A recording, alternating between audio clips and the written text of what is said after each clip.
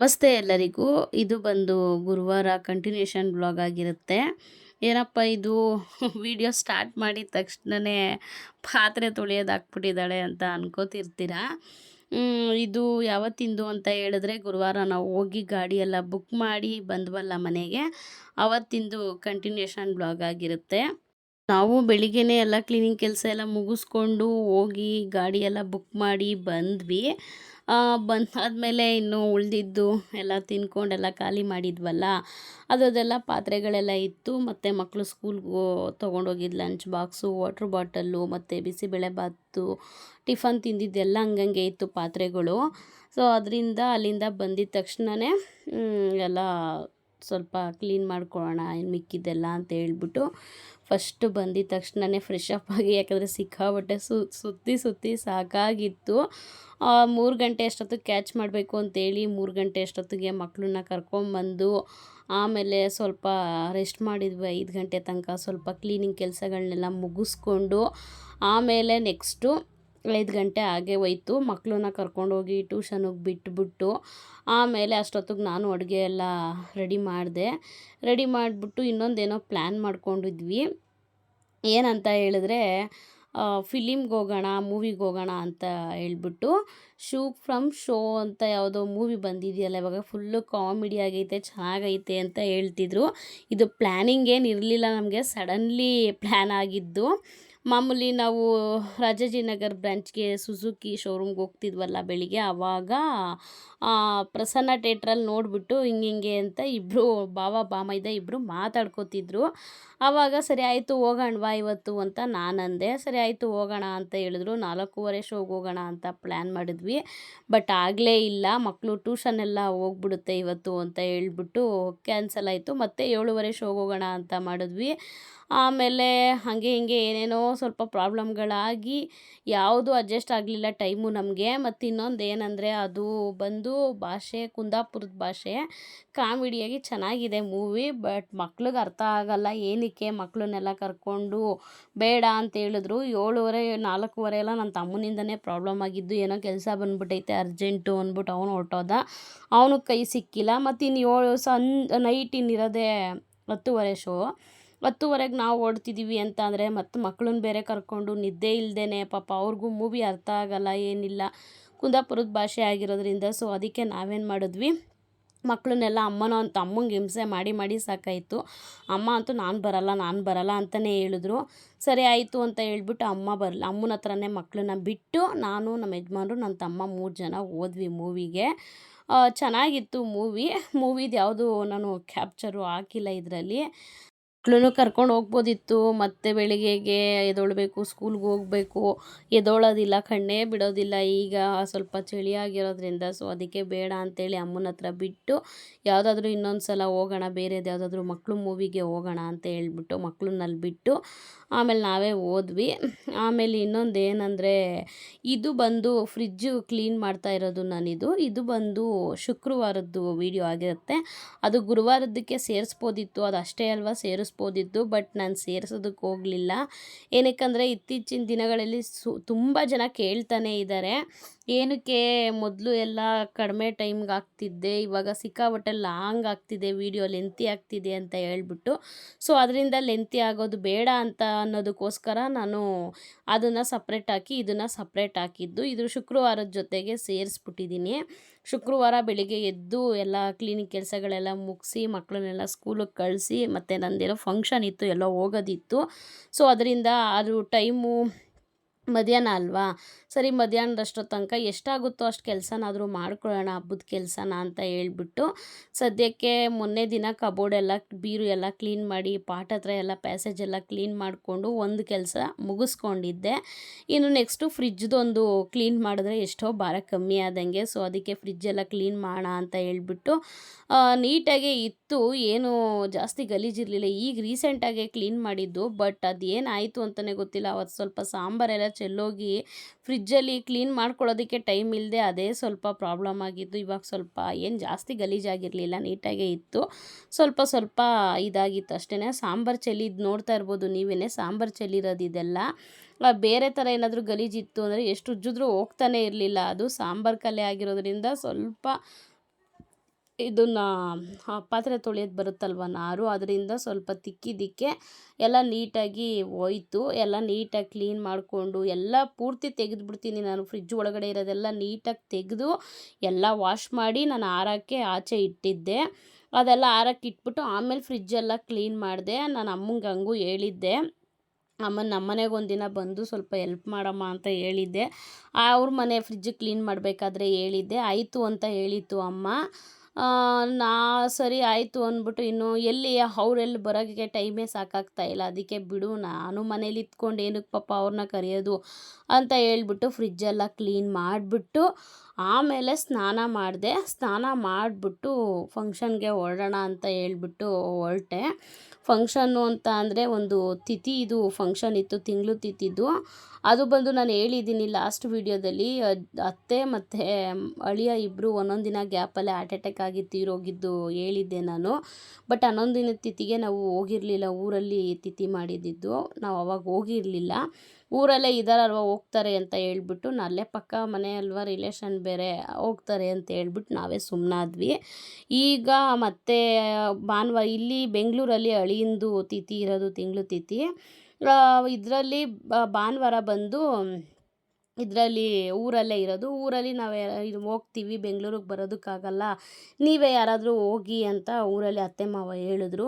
ಸರಿ ಆಯಿತು ಅಂತ ಹೇಳ್ಬಿಟ್ಟು ನಾನು, ಅದು ಯಲಹಂಕ ದೂರ, ಸಿಕ್ಕಾಪಟ್ಟೆ ದೂರ ನಮ್ಮ ಮನೆಯಿಂದನೇ. 1 ಅವರ್ ಮೇಲೆ ಆಗುತ್ತೆ ಜರ್ನಿ. 250 ರೂಪಾಯಿ ಆಯಿತು ಕಾರ್ಗೆ. ಸೊ ಆದರೂ ಆಗಲಿ, ಜನ ಬೇಕು ಅಂದರೆ ಎಷ್ಟು ದೂರ ಆದರೂ ಹೋಗಲೇಬೇಕಲ್ವ.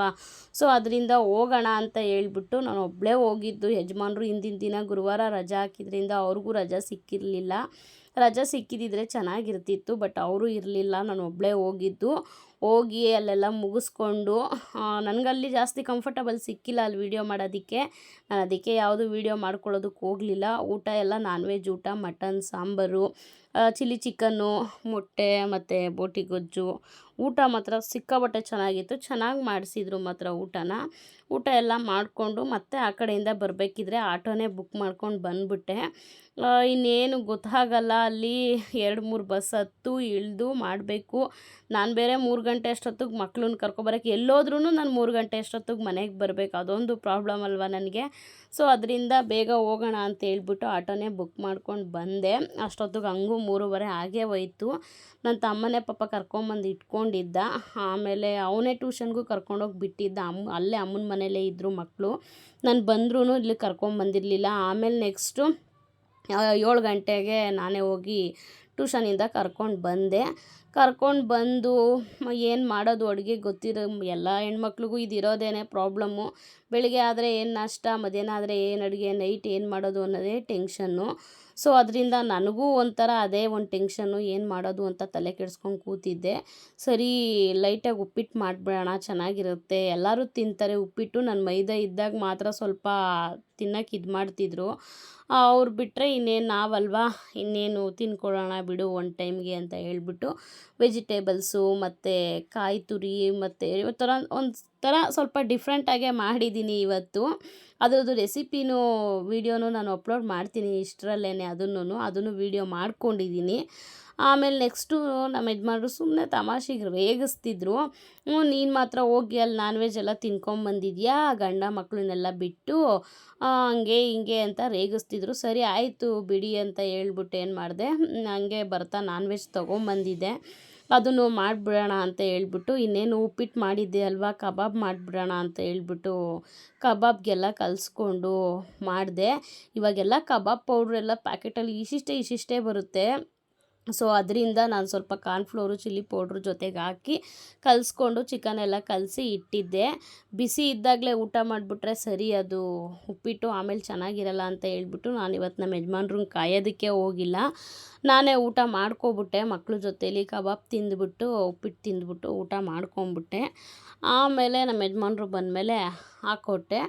ಮತ್ತು ಇನ್ನೊಂದೇನೆಂದರೆ, ನನ್ನ ಚಾನಲ್ನ ಯಾರು ಸಬ್ಸ್ಕ್ರೈಬ್ ಮಾಡ್ಕೊಳ್ದೆ ನೋಡ್ತಿದ್ದೀರಾ, ದಯವಿಟ್ಟು ಸಬ್ಸ್ಕ್ರೈಬ್ ಮಾಡ್ಕೊಂಡು ನೋಡಿ.